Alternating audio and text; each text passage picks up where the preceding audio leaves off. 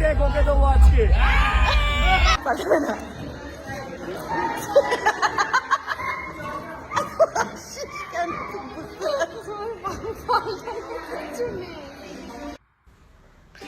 Hello বন্ধুরা, যেরকম তোমাদের কথা দিয়েছিলাম আজকে রুবেল সেতার রিসেপশনের ভিডিও তোমাদের দেখাবো। তো অলরেডি আমি তৈরি হতে শুরু করে দিয়েছি। এই হলো আমার শাড়ি ব্লাউজ। আর এইবার যেটা হচ্ছে সেটা হচ্ছে গয়না। গয়না আমি আজকে জাং জুয়েলারি পরবো। সেজে গুজে তো রেডি হয়ে গেছি, কিন্তু পোড়া কপাল, সেই হচ্ছে পোড়া কপাল।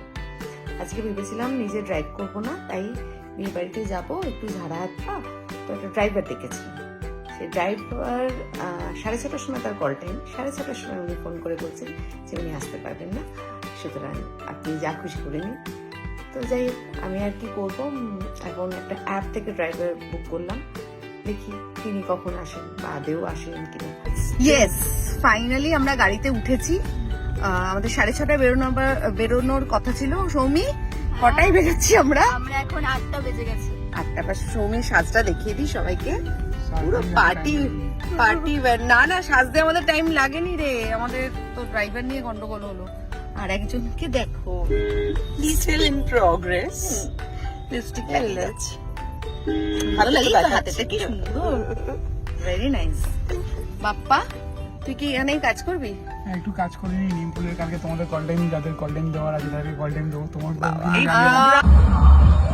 তো ফাইনালি আমি চলে এসেছি রুবেল আর সেতার রিসেপশনে। প্রচন্ড আওয়াজ হচ্ছে, শুনতে পাচ্ছ। আর এই যে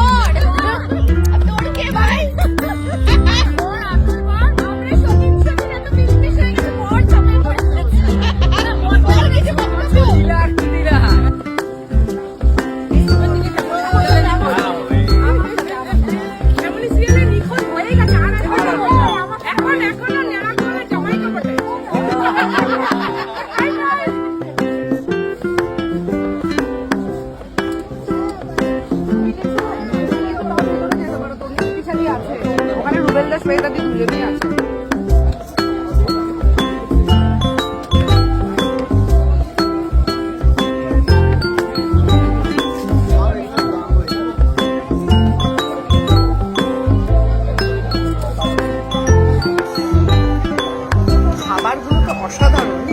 যেটা স্পেশালি বলার আছে সেটা হচ্ছে ডেজার্ট সেকশন। এখানে চাটনি, পাঁপড় এবং রসগোল্লা সন্দেশ। কিন্তু সন্দেশটা স্পেশালি বলার দরকার, কারণ আমি এটা নিয়ে একটা শেষ হয়ে গেছে, আবার একটা নেবো। দাদা আর একটা দেখাই। ওর ভালো না, এত ভালো সন্দেশটা, জাস্ট টু গুড। আজকে তো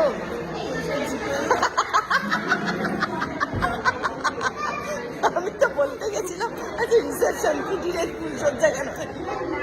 আজকে তোর বর যা বলেছে, এখন রুবেল বলবো না, তোর বর বলবো, আজকে যা বলেছে মোক্ষম। এটা যখন ব্লগটা ছাড়া হবে দেখবি কি বলেছে তোর বর। তো কি বলছে, কাল থেকে কিছু জীবনে পাল্টাবে? পাল্টাবে না।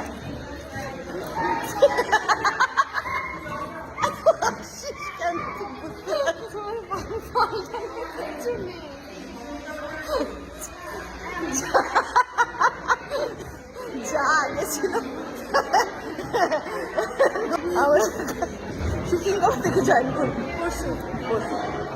ওখানে এবার কি শাশুড়ি মা রান্না করে দেবে, নিয়ে যাবি?